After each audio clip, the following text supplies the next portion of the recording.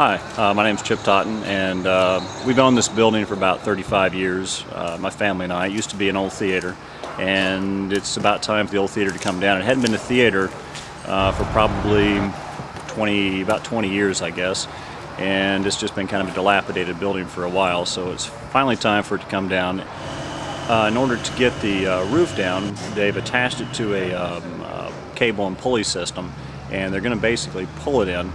And before they could do that, they had to go up and cut some of the trusses and weaken it a little bit, which should help in bringing it down without breaking down my sidewalls.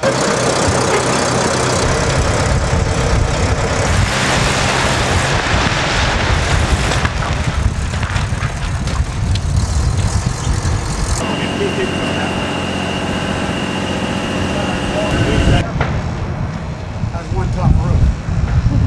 Obviously so.